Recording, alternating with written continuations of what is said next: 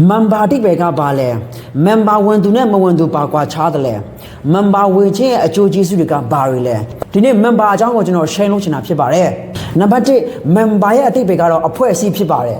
ဒီနည်းအားဖြင့်ကိုခန္ဓာရဲ့အစိတ်အပိုင်းလို့အတိတ်ပဲရပါတယ်ကျမ်းစာမှာအသိတော်ကိုခရစ်တော်ရဲ့ကိုခန္ဓာနဲ့နှိုင်းထားပါတယ်ကောရိန္သုဩဝါဒစာပထမဆောင်အခန်းကြီး7အပိုင်ငယ်20ခွမှာသင်တို့သည်ခရစ်တော်၏ကိုဖြစ်ကြ၏အတီးတီးအင်္ဂါတော်ဖြစ်ကြ၏member ဆိုတာအသိတော်ကိုလာမှလာနားထောင်ရုံတည်းမဟုတ်ဘဲနဲ့ကိုယ်တိုင်ပါဝင်လှုပ်ဆောင်တဲ့အစိတ်အပိုင်းကိုပြောနေခြင်းဖြစ်ပါတယ်ယနေ့အသိတော်မှာလူတချို့တွေဘာလို့ member မဝင်ချင်ကြတာလဲဆိုရင်တာဝန်မယူချင်လို့ member ဝင်ရင်စီကံလိုက်နိုင်ရမယ်ဝန်ဆောင်မှုပါဝင်ရမယ်အပြန်လန်ကိုကြီးရိုင်းပေးမှုရှိရမယ်ဒါတွေမလုပ်ချင်လို့ member မဝင်ခြင်းဖြစ်ပါတယ်နံပါတ်2အသိတော်မှာတန်ရာတွေရှိခဲ့လို့အရင်ကကိုယ်နဲ့ relationship မှာအဆင်မပြေခဲ့တဲ့သူတွေကိုယ်နဲ့ရှစ်ဆက်သွားဖို့ရန်အတွက်အဆင်မပြေတဲ့သူရှိတဲ့ခါမှာရန်ညှို့ရန်စားတော်၎င်းဒီရာရှိခဲ့တဲ့ခါမှာ member မဝင်ကြတော့ဘူးတယောက်တည်းတည်တတ်နေချင်ကြတော့တယ်အသိတော်နဲ့မချိတ်ဆက်ချင်ကြတော့ဘူးနံပါတ်3 member အတိတ်ပဲကိုမတီးကြလို့ဖြစ်တယ်member ဆိုတာကိုစရင်သွင်းတယ်ကဲ့ယူတယ်ဒီလောက်ပဲထင်နေကြတယ်မှားပါတယ် member ဆိုတာအသင်းတော်မှာဖျက်အမှုတော်များမှာအတူတကွပါဝင်လှုပ်ဆောင်ကြခြင်းဖြစ်ပါတယ်အသင်းတော်မှာ member ဝင်မယ်ဆိုရင်ဘာအကျိုးကျေးဇူးတွေရနိုင်မလဲနံပါတ်1ဝိညာဉ်ရေးရာကိုကာကွယ်ပေးပါတယ်ကိုတယောက်တည်းရှစ်ဆက်သွားနေမယ်ကိုတယောက်တည်းပဲယုံကြည်ပြီးရုန်းကန်နေမယ်ဆိုရင်ဝိညာဉ်ရေးရာအသက်တာဘက်မှာကြာဆင်းနိုင်ပါတယ် member ဖြစ်တယ်ဆိုရင်စုတောင်းပေးတဲ့သူရှိတယ်လက်တွဲဆွဲခေါ်ပေးတဲ့သူရှိတယ်တင်းကိုတမာချက်နဲ့ဆွဲခေါ်ပေးမဲ့အမှုတော်ဆောင်တွေရှိတယ်တင်းကိုအမြဲတမ်းဆူတောင်းပေးနေတဲ့ယုံကြည်သူမိသားစုတွေရှိတယ်။တင်းအားငယ်ချင်တိုင်းမှာတင်းကိုခွန်အားပေးမဲ့မိသားစုတွေရှိတယ်။ဟေဘရဲဩဝါဒစာအခန်းကြီး30အပိုင်ငယ်24နဲ့25မှာချိုမတပါမေတ္တာစိတ်ရှိစေခြင်းက၎င်းကောင်းသောအခြင်းကိုကျင့်စေခြင်းက၎င်းတိုက်တွင်းနှိုးဆော်ရသောခွန်ကိုရှာ၍အချင်းချင်းတယောက်ကိုတယောက်ထောက်စာကြည့်ရှုကြကုန်အံ့အချင်းချင်းတယောက်နဲ့တယောက်တိုက်တွင်းနှိုးဆော်ခွန်အားပေးဖို့ရန်အတွက်အသင်းတော်ဖြစ်ခြင်းဖြစ်ပါတယ်။ယနေ့တင် member ဝင်ခြင်းဟာလဲဒါတွေလုပ်ဖို့ရန်အတွက်သခင်ကအလိုရှိခြင်းဖြစ်ပါတယ်။ယနေ့အသင်းတော်မှာဘာကြောင့် member ဝင်ဖို့လိုတယ်လဲဆိုရင်အပိုင်ငယ်25မှာအတိလင်းလာပါတယ်။လူအချို့တို့ဤထုံးစံရှိသည့်အတိုင်းအချင်းချင်းစီဝေးခြင်းအမှုကိုမရှောင်မလွဲကြနဲ့အချင်းချင်းတို့ကိုတိုက်တွန်းနှိုးဆော်ကြလောကာလအချိန်ရောက်လို့ဤတီကိုထောက်သဖြင့်တာ၍စ조사ကြလောဘုရားရှင်စကားပြောပါစေမိသားစုများအချင်းချင်းစီဝေးခြင်းအမှုကိုမရှောင်လွဲကြနဲ့ခရစ်တော်နဲ့ညီကိုမောင်မများယုံကြည်သူ2ဦး3ဦးစုတောင်းတဲ့အလယ်မှာငါရှိမယ်ပြောတဲ့ဘုရားယနေ့သင်မိတ္တာရဖွဲ့ခြင်းစုတောင်းပန္နာပြုခြင်းဘုရားနာမကိုအမိပြုမိတ္တာရဖွဲ့ခြင်းကိုဘုရားသခင်ကနှစ်သက်တာဖြစ်ပါတယ်အချင်းချင်းတိုက်တွန်းနှိုးဆော်ကြလောလူတိုင်းကမပြည့်စုံမှုအားနည်းချက်ကိုစီရှိတယ်ဝိညာဉ်ရေးရာမိသားစုအသက်တာဘက်မှာလဲကြတဲ့ချိန်ရှိတယ်ဒါပေမဲ့အချင်းချင်းတိုက်တွန်းနှိုးဆော်ခွန်အားပေးရမယ်ကာလအချိန်ရောက်လို့နည်းဖြစ်ဒါရဲ့စ조사ပါတဲ့မိတ္တာရဖွဲ့ခြင်းချီးမွမ်းခြင်းကိုးကွယ်ခြင်းအစည်းအဝေးပြုလုပ်ခြင်းရာကိုဘုရားသခင်အလိုရှိတယ်ဘုရားသခင်နှင့်သက်တယ်ဒါကြောင့်မလို့ member ဝင်ဖွဲ့တဲ့အင်မတန်အရေးကြီးခြင်းဖြစ်ပါတယ် member ဝင်သူတယောက်ဖြစ်ပြီဆိုရင်ဘုရားပေးထားတဲ့ gift ကိုအသင်းတော်ထဲမှာပြန်လည်ပြီးတော့အသုံးချလို့ရတယ်ဒီလိုလုပ်ခြင်းအဖြစ်ဘုရားရဲ့နိုင်ငံတော်ကျေပြန့်စေတယ်မိသားစုလိုချိတ်ဆက်လို့ရတယ်အသင်းတော်ကအဆောက်အဦမဟုတ်ဘူးအသင်းတော်ကကိုင်းကနာမဟုတ်ဘူးအဖွဲ့အစည်းမဟုတ်ဘူးမိသားစုဖြစ်တယ် unity ဖြစ်တယ်မိသားစုဖြစ်လာတဲ့အခါမှာအခက်အခဲရှိမယ်ပျော်စရာရှိရင်အတူတူပျော်မယ်ငိုစရာရှိရင်လည်းအတူတူဝမ်းနည်းမယ်ဒါမိသားစုလို့ခေါ်တယ်တယောက်လဲခါမှာတယောက်ကဖေးထူမာတယ်ဒါမိသားစုစိတ်သက်ပဲအသင်းတော်ဆိုတော့ဒီနေ့ဖြစ်မိသားစုကိုပြောနေခြင်းဖြစ်တယ်ဒီနေ့ဖြစ်ခရစ်တော်ရဲ့ကိုယ်ခန္ဓာလည်းဖြစ်ပါတယ်တင်ရစစ်မှန်သောယုံကြည်သူတယောက်ဆိုရင်တယောက်တည်းနေလို့မရဘူးတယောက်တည်းရှော့သွားလို့မရဘူးအဖွဲ့အစည်းရှိရမယ်အသင်းတော်ရှိရမယ်မိသားစုရှိရမယ်သင်ဟာတယောက်တည်းလူဖြစ်လာတာမဟုတ်ဘူးသင်ကိုမွေးတဲ့အဖေနဲ့မျိုးရှိတယ်တယောက်တည်းမနေနဲ့အသင်းတော်မှာ member ဝင်မှာကိုနဲ့နီးစပ်တဲ့နေရာမှာ member ဝင်မှာမိသားစုဖြစ်အတူရပ်တည်ပါမိသားစုလို့ပြောတဲ့ခါမှာဝမ်းနည်းစရာရှိရင်လည်းအတူဝမ်းနည်းမယ်ဆူတောင်းစရာရှိရင်လည်းအတူဆူတောင်းပေးကြမယ်ဝမ်းမြောက်စရာရှိရင်လည်းအတူတကွဝမ်းမြောက်ကြမယ်မျှဝေခံစားကြမယ်ဒါမိသားစုပဲဒါအသင်းတော်လို့ခေါ်တယ်ဒါကြောင့်အသင်းတော်ကိုချစ်ပါအသင်းတော်ကိုနဲ့ချိတ်ဆက်ပါလာနာထောင်သူမဟုတ်ဘဲနဲ့လာပြီးတော့ပါဝင်လှုပ်ဆောင်သူဖြစ်ပါကောရိန္သုဩဝါဒစာပထမဆောင်အခန်းကြီး7အပိုင်ငယ်18မှာယခုမူကားဘုရားသခင်သည်အလိုတော်ရှိသည့်အတိုင်းအင်္ဂါများအသီးသီးတို့ကိုကိုယ်၌စီရင်ခံထားတော်မူ၏သင်ဟာအဖို့မဟုတ်ဘူးထပ်ပြောမယ်သင်ဟာအဖို့မဟုတ်ဘူးဘုရားသခင်ကသင်အတွက်အသင်းတော်မှာနေရာတစ်ခုရှိအောင်စီစဉ်ထားပြီးသားအချက်ပြုတ်ရေးပိုင်းမှာလားအဟောပိုင်းမှာလားစုတောင်းခြင်းပိုင်းမှာလားပေးကမ်းခြင်းပိုင်းမှာလားအစေခံခြင်းပိုင်းမှာလားတိုင်မစီလှဲခြင်းမှာလားထိုင်ခုံစီခြင်းမှာလားအသင်းတော်နေရာတိုင်းမှာဘုရားသခင်တင့်အတွက်ပြင်ဆင်ထားပြီးသား member ဖြစ်ခြင်းဟာလူရဲ့အကြံစီမှုပဲနဲ့ဘုရားသခင်ရဲ့အကြံစီဖြစ်ခြင်းဖြစ်ပါတယ်အဲ့လိုပြောလို့ member ဝင်ရမယ်လို့ကျွန်တော်ဆိုတာမဟုတ်ပါဘူးအတင်းအာဓမ္မမင်း member ဝင်တော့မင်း member ဝင်လို့ကျွန်တော်ပြောချင်မဟုတ်ပါဘူးဘုရားသခင်ကအားလုံးကိုခေါ်ထားပြီးသားယုံကြည်သူအားလုံးကိုအသင်းတော်ထဲမှာပါဝင်လို့ဆောင်ဖို့အတွက်ဘုရားကခေါ်ထားပြီးသား ဒါကိုတင်ကတိနားလေပြီးတော့မိသားစုစိတ်ဓာတ်နဲ့သခင်ကိုချစ်တဲ့စိတ်ဓာတ်နဲ့ member 1မှာဖြစ်ပါတယ်တင်တယောက်တည်းကျမ်းစာဖတ်နေတာတင်တယောက်တည်းဆုတောင်းနေတာတင်တယောက်တည်းဟုံးဆဲလုံးနေတာတင်တယောက်တည်းဖျားတဲ့ချိန်ကြီးကောင်းပါတယ်ဒါပေမဲ့ဒါကဖျားခင်အလိုမရှိဘူးမိသားစုနဲ့အသင်းတော်မှာအစီခံဖို့အသင်းတော်မှာဆုတောင်းဖို့အသင်းတော်မှာကျမ်းစာဖတ်ဖို့အဲ့လိုပြောလို့တယောက်တည်းလဲမလုပ်ရဘူးလုပ်ရမယ်တယောက်တည်းလဲလုပ်ရမယ် personal လဲဆုတောင်းရမယ်အစာရှောင်းရမယ်လုပ်ရမယ်ဖျားလို့ရှိတယ်ဒါပေမဲ့ဒီလိုပဲနှစ်ကုန်ထိဒီလိုရမှာမဟုတ်ဘူးအသင်းတော်မှာအစီခံမယ်ပါဝင်မယ်လှုပ်ဆောင်ရမယ်ကြာရကဏ္ဍမှာသစ္စာရှိရှိနဲ့မိသားစုစိတ်ဓာတ်နဲ့ကျွန်တော်လှုပ်ဆောင်မှာဖြစ်ပါတယ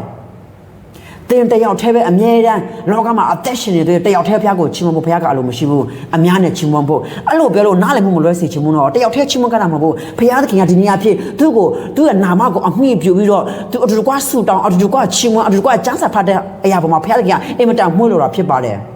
ဘုရားနာမဘုန်းကြီးပါစေယုံကြည်သူတယောက်တည်းဘဝလမ်းကြီးကိုရှောင်လှမ်းရတာအရန်ခက်ပါတယ်အရန်ပင်ပန်းပါတယ်တင်လဲကြတဲ့အခါမှာတင်ကိုဆွဲထူမဲ့သူမရှိဘူးတင်အားနေတဲ့အခါမှာတင်ကိုစွတ်တောင်းပေးမဲ့သူမရှိဘူးတင်ကိုဖေးမမဲ့သူမရှိဘူးဒါကြောင့် member 1ဖွင့်အတွက်လိုအပ်ပါတယ်အဲ့လိုပြောလို့ member 1မှာတင်ကိုစွတ်တောင်းပေးတော့မဟုတ်ပါဘူး member 1ချင်းအဖြစ်တင်ဟာမိသားစုဖြစ်သွားပြီစိုးရင်လည်းအတူတူကောင်းရင်လည်းအတူတူမျှဝေခံစားရမှာဖြစ်ပါတယ်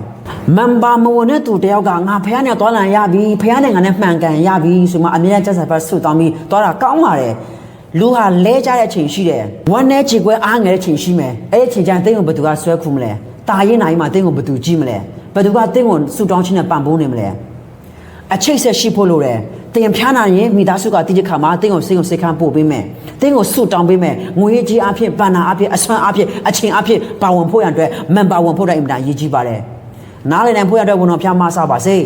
အသင်းတော်ကတင်းကိုလိုအပ်နေပါတယ်ကိုရိန္သုဩဝါဒစာပထမဆောင်အခန်းကြီး7အပိုက်ငယ်21မှာမျက်စိကတင့်ကိုငါအလိုမရှိဟုလက်ကိုမဆိုရထုံလေးတူဥကောင်းကတင်တို့ကိုငါအလိုမရှိဟုခြေတို့ကိုမဆိုရထုံမြမကအားနှဲဟန်ရှိသောအင်္ကာတို့သည်တာ၍အသုံးဝင်ကြ၏အေဖက်ဩဝါဒစာအခန်းကြီးအပိုက်ငယ်16မှာထိုဥကောင်းမှအစစ်အပိုင်းများတို့သည်အားဖြစ်သည်ဖြင့်တကိုယ်လုံးသည်စစ်ဆက်ဖုံးဖွဲ့လက်အတီးတီးအင်္ကာများကိုငန်းကိုအတာအတိုင်းပြုသည်နှင့်အညီမိမိကိုယ်ကိုမေတ္တာ၌ကြီးဆောင်ခြင်းကကြီးပွားစေတတ်၏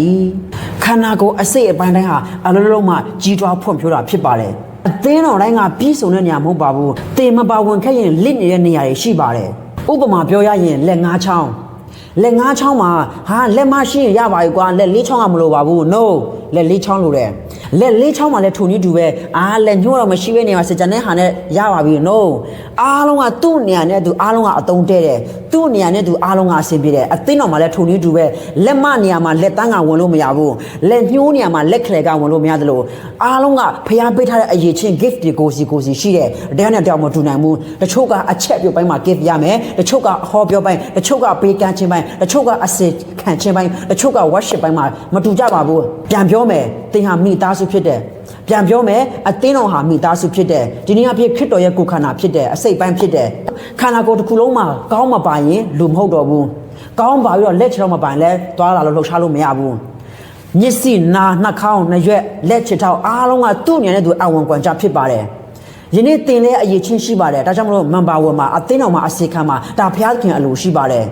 စိုးရင်လည်းအတူတူကောင်းရင်လည်းအတူတူဝမ်းမြောက်ရင်လည်းအတူတူမျှဝေခံစားဖွင့်တယ်ဖြစ်ပါတယ်ယောမဩဝါဒစာအခန်းကြီး7အပိုက်ငယ်9မှာထို့အတူအများဖြစ်သောငါတို့သည်ခရစ်တော်၌တကိုယ်ဒီဖြစ်၍အတီးတီးအင်္ဂါချင်းဖြစ်ကြ၏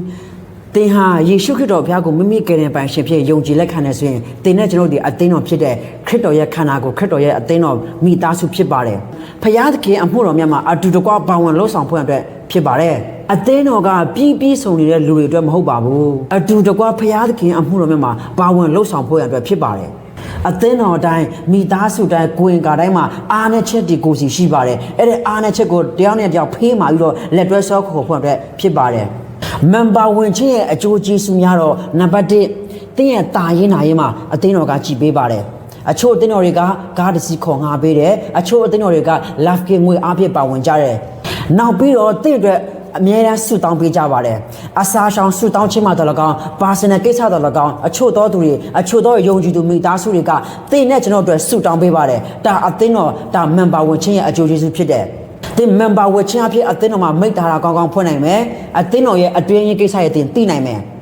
စုတောင်းချင်းမှလည်းတင်ပါဝင်ပြီးတော့အတူကချင်းဝန်းချင်းခွန်ရမယ်အတူကကိုးကွယ်ချင်းခွန်ရမယ်ဖျားသခင်စကားတန်ကိုတင်အမြဲတမ်းကြားရမယ်အသင်းတော်သင်းအိုးဆရာတွေရဲ့အားပေးခြင်းတော်လကောင်းမိသားစုရဲ့စုတောင်းခွန်အားပေးခြင်းတွေတင်အမြဲတမ်းကြားရမယ်နှွေးထွေးမှုရှိမယ်အသင်းတော်မှာအဒုက္ခခက်ခဲပြဿနာကြုံလာတဲ့အခါမှာတဦးနဲ့တဦးကိုညီရိုင်းပေးခြင်းတွေတင်ကြုံရမယ်ဝမ်းမြောက်ခြင်းတွေပျော်ရွှင်ခြင်းတွေကြုံလာတဲ့အခါမှာလည်းအတူကမျှဝေခံစားပေးလို့ရတယ်တင်ဒုက္ခရောက်နေတဲ့အခါမှာလည်းအတူကဝမ်းနေပြီးတော့မျှဝေခံစားပေးလို့ရတယ်ဒါမန်ပါဝင်ခြင်းရဲ့အကျိုးကျေးဇူးဖြစ်တယ်မန်ပါဝင်ခြင်းအဖြစ်မိသားစုတဦးနဲ့တဦးပုံမပြီးတော့ရင်းနှီးလာမယ်အတိမိတ်ဆွေတွေများလာမယ်ဝဉ္ဉင်ရေးရပိုင်းမှာပုံမပြီးရင့်ကျက်လာမယ်မန်ပါဝင်ခြင်းအဖြစ်အသင်းတော်ရဲ့မြတ်တာတွေအသင်းတော်ရဲ့ဂရုဏာတွေအသင်းတော်ရဲ့ထွေးမှုတွေခံရမယ်ဂရုစိုက်မှုတွေခံရမယ်ဘလောက်ပဲဒုက္ခခက်ခဲပြဿနာတွေပျော်ရွှင်ခြင်းတော်၎င်းဝမ်းနည်းခြင်းတာရင်နာရဲ့ကြုံလာရတဲ့ခါမှာဘလို့ပဲဖြစ်နေပါစေအသင်းတော်ဆိုတဲ့ခါမှာမိသားစုဖြစ်တဲ့အတွက်သင်ကိုပံ့ပိုးပေးမယ်အတူကဝမ်းနည်းစရာရှိရင်ဝမ်းနည်းပေးမယ်အတူကဝမ်းမြောက်စရာရှိရင်ဝမ်းမြောက်ကြမှာဖြစ်တယ်ဒါဟာ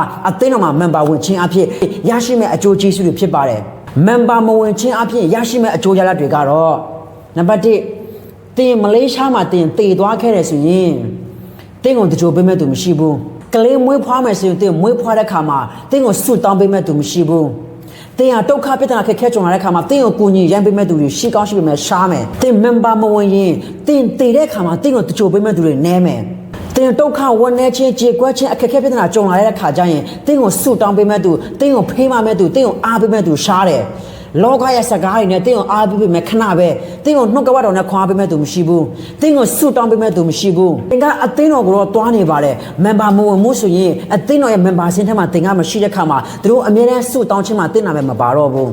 တင်ဒုက္ခအခက်အခဲပြဿနာကြုံလဲတင်းမကြားရတော့ဘူးဒါပေမဲ့တင်ကအသင်းတော်မှာမန်ပါဝင်မယ်ဆိုရင်တင်းရဲ့နာမည်စင်းရှိတဲ့ခါမှာအော်သူ့ရဲ့မိသားစုတဲ့ကျွန်တော်ဆုတောင်းပေးရမယ်ဖုန်းနံပါတ်နဲ့ဖုန်းဆက်ပြီးတော့အဆင်ပြေလားဘယ်ရောက်နေလဲအချိတ်ဆက်မိသားစုဆိုတဲ့ခါမှာအဆက်အသွယ်ရှိတယ်တင်ကမန်ပါမဝင်မှုဆိုရင်တင်ဟာတယောက်ထဲနေမယ်ဆိုရင်ဒုက္ခတွေရင်ဆိုင်ကြုံတွေ့နေရပါတယ်ကျမ်းစာနဲ့ခိုင်နိုင်ပြီးပြောရမယ်ဆိုရင်တင်ဟာတိုးဖြစ်တယ်ကျွန်တော်ဟာတိုးဖြစ်တယ်တိုးမှန်ရင်တကောင်ထဲနေလို့မရဘူးအဖွဲ့အစည်းရှိရတယ်အတိုင်းဝန်းရှိရတယ်မိသားစုရှိရတယ်ခြံဝန်းရှိရတယ်သခင်ရဲ့ခြံဝန်းထဲမှာနေရတယ်တင်တကောင်ထဲထွက်ပြီးမှရှောက်သွားနေကြားဆွဲခံရမယ်ဝန်ဘလူဆွဲခံရမယ်တင်ဒုက္ခအခက်ခဲရောက်တဲ့ခါမှာတင်ကိုကူညီမဲ့သူမရှိဘူးတင်ကိုကြိုက်စားမဲ့သူပဲပေါ်လာမှာဒါကြောင့်သခင်ရဲ့တိုးခြံထဲမှာနေပါမိသားစုထဲမှာနေပါမန်ပါဝင်မှာအသင်းတော်တိုင်းမှာအများအဖြစ်ကတော့တစ်နှစ်မှာမန်ပါကြီးက100ပါပဲမပင်ပမှာဘူးမခဲရင်ပါဘူးဒါကြောင့်ဒီနေ့မှာမန်ပါဝင်ဖွဲ့တော့ကျွန်တော်ခွန်အားပေးခြင်းနဲ့မန်ပါဝင်ဖွဲ့တော့နှိုးဆော်ခြင်းနဲ့တရားစစ်မှန်တော့ယုံကြည်သူတယောက်ဆိုရင်မန်ပါဝင်မှာအချိန်မဆွဲနဲ့အသင်းတော်မှာပါဝင်ဆက်ကပ်ပါဖျားပေးထားတဲ့အရေးချင်းအဖြစ်အသင်းတော်မှာပါဝင်ဆက်ကပ်ပြီးအစီခံမှာဖျားသခင်အမှုတော်မှာပါဝင်လှုပ်ဆောင်မှာဖျားဘုံကိုထင်ရှားစေပါဒါဖျားသခင်နှစ်သက်ခြင်းဖြစ်တဲ့ဖျားသခင်အလိုရှိတာဖြစ်ပါတယ်တရားစစ်မှန်သောယုံကြည်သူတယောက်ဖြစ်ပြီးမန်ပါလဲဝင်မှုအဖွဲ့အစည်းထဲမှာလည်းမရှိဘူးတယောက်တည်းပဲတကောင်တည်းပဲနေမယ်ဆိုရင်တင့်အတွက်အရန်အန္တရာယ်များတယ်အင်တာရေးနာရေးတွေတေးရေးရှင်ရေးဒုက္ခအခဲပြဿနာရင်ဆိုင်ကြုံတွေ့လာရတဲ့ခါမှာတင်းရဲ့ကူညီရိုင်းပေးတဲ့သူတွေရှားသွားမယ်တင်းနဲ့ကျွန်တော်ဟာခရစ်တော်ရဲ့ခန္ဓာကိုယ်ဖြစ်ပါတယ်တင်မန်ပါမဝင်ခြင်းဟာဖျားခင်အရောကိုစန့်ကျင်ခြင်းဖြစ်ပါတယ်။တင်မန်ပါမဝင်ခြင်းဟာဖျားခင်နှုတ်ကပတ်တော်ကိုတင်ဟာပုံကန်နေခြင်းဖြစ်ပါတယ်။ဖျားခင်ကယုံကြည်သူတွေစီဝေးအတူတူကနေဖို့အတူတူကမိတ္တာရဖွဲ့ပြီး unity ဖြစ်ဖို့အတွက်အသင်းတော်ကိုတည်ထောင်တယ်။တင်ကအသင်းတော်ထဲမှာမနေဘဲနဲ့ထွက်ခွာနေမှာဆိုရင်ဒီနေ့အဖြစ်တင်ဟာခရစ်တော်ကိုပုံကန်နေခြင်းဖြစ်တယ်။တကယ်ဆန်းစစ်ကြည့်ပါတင်မှာအသင်းတော်မှာမန်ပါဝင်ခြင်းစိတ်မရှိတော့ဆိုရင်တင်ဟာတကယ်ယေရှုခရစ်တော်ကိုမိမိကယ်တဲ့ပံရှိဖြစ်ရောယုံကြည်လက်ခံရလားအမြင်ခံမဲလားစစ်မှန်တဲ့ယုံကြည်သူတယောက်ဟာမန်ပါဝင်တယ်ဘယ်နေရာပဲရောက်ဘယ်နေရာပဲအရက်ပဲဒေတာကိုပဲရောက်စစ်မှန်တဲ့ယုံကြည်သူတယောက်ဟာမန်ပါဝင်ကိုဝင်တယ်ဘာကြောင့်လဲဆိုရင်သူဟာမန်ပါအကြောင်းကိုသူကကောင်းကောင်းနားလဲတယ်မန်ပါရဲ့အတိတ်ဘက်ကိုသိတယ်မိသားစုစိတ်တဲ့အသင်းတော်ကိုသူကသိတယ်အသင်းတော်ကိုချစ်တယ်အသင်းတော်ကိုတန်ဖိုးထားတယ်ဒါကြောင့်သူကမန်ပါဝင်တာဖြစ်တယ်သင်ဟာမန်ပါမဝင်ခြင်းအဖြစ်သင်ဟာအသင်းတော်ကိုမချစ်ခြင်းဖျားသခင်ရဲ့စကားတော်ကိုနာမခံခြင်းလိုက်မလျှောက်ခြင်းဖျားသခင်ကိုပုံကန်နေခြင်းဖြစ်ပါတယ်ဒီနေ့ဒီဗီဒီယိုဟာသင်အတွက်အကျိုးရှိမယ်လို့ကျွန်တော်ယုံကြည်ပါတယ်ဒီနေ့သင်ရဲ့မိတ်ဆွေမတီးသေးတဲ့သူတွေလည်းဒီဗီလေးကို share ပေးပါအကျိုးရှိမယ်လို့ယုံကြည်မျှော်လင့်ပါတယ်ဒီ member အကြောင်းအရာလေးအဖြစ်မိသားစုများကိုတိုက်တွန်းနှိုးဆော်လိုက်ပါတယ်အားလုံးပေါ်မှာဖျားရှင်ကောင်းချီးပေးပါစေ